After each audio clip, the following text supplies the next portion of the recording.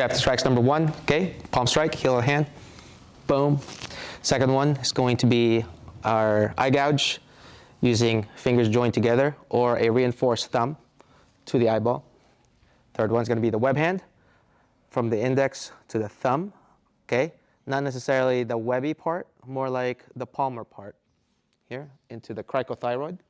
Fourth one is going to be our spear, okay, reinforced fingers straight through in the supra sternal notch right above. Okay, and the last one is a groin kick using the shoelace to shin portion of the leg. Boom, here. Number 1, palm strike. 2, eye gouge. 3, web hand. 4, spear. 5, groin kick. 1, palm strike. 2, eye gouge. This way, this way. 3, web hand. 4, spear. 5, groin kick.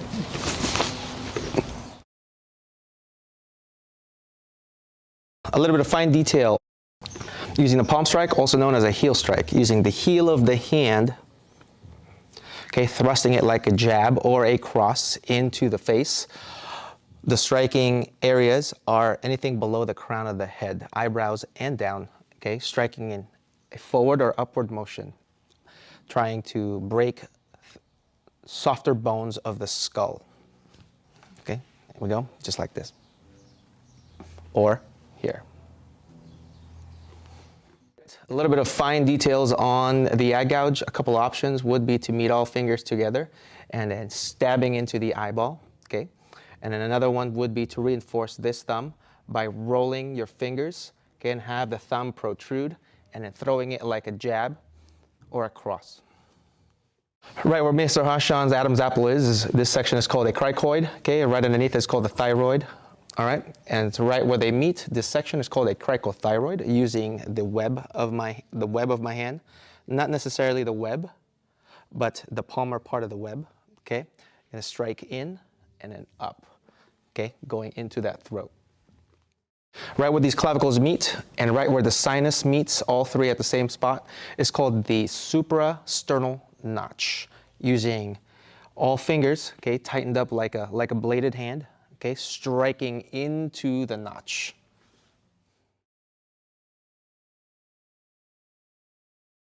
One, palm strike. 2, eye gouge.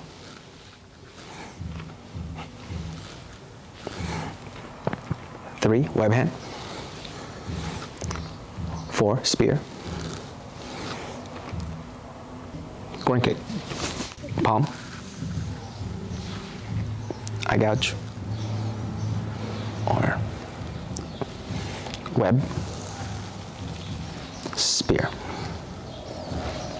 groin kick.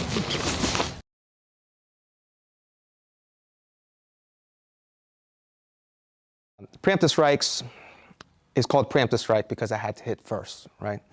In school of self-defense, you don't necessarily have to articulate that they have to hit first. There are a couple factors that involve that, right? So if Mr. Hashan and I are actually in a verbal confrontation and I back up and he moves forward towards me, then it nullifies my ability to get out of the situation. Getting out of the situation is best practice for self-defense, right? The best self-defense you can do is the one that you don't have to throw first punch. But unfortunately, in this situation, so we're required to use a preemptive strike. A couple things that might predicate me striking first. Maybe Mr. Hashan blades, right, and demonstrates he blades his body. It's a prime indicator that he's going to hide something. For example, his arm to punch me, throw a haymaker, to deploy force multipliers, or to actually keep me at bay with one hand and assault me with the other one. Using a preemptive strike, there are many preemptive strikes, but we practice 5. So the first one is going to be the heel of the hand, right, or a palm strike, okay? An eye gouge using my fingers or my thumb, right, reinforced by the rest of my fingers. A web hand to the throat, a spear into the suprasternal notch, or a groin kick. I can use, dependent on my angle of attack, I can choose my front side, which is faster, or my rear side, which is stronger, right? So this is all dependent on situation and how I want to get out of this situation. So why use a preemptive strike? I need to clear distance and space because maybe Mr. Hashan has friends, right? Maybe I didn't see it coming and he has a friend right here, okay? And I need to articulate that I was trying to get safe. If you take a look at the square, the width of this black square is pretty much the width of a bubble, a personal space bubble, all right?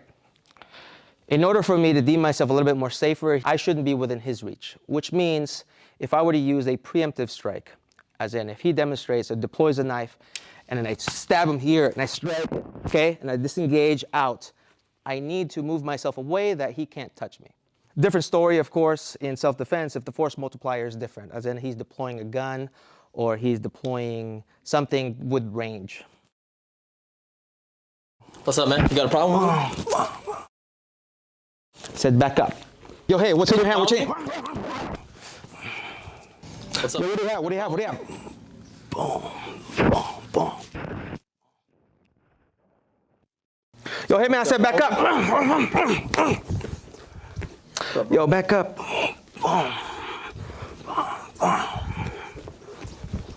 Try me, hey, bro. I said I want to fight. What's your problem, hey, bro? stop. What do you have? Come at me, bro. Yo, what do you have in your hand? What's up, bro? Yo, what do you have in your hand? Yo, what do you have? Do what is hard today and do the impossible tomorrow.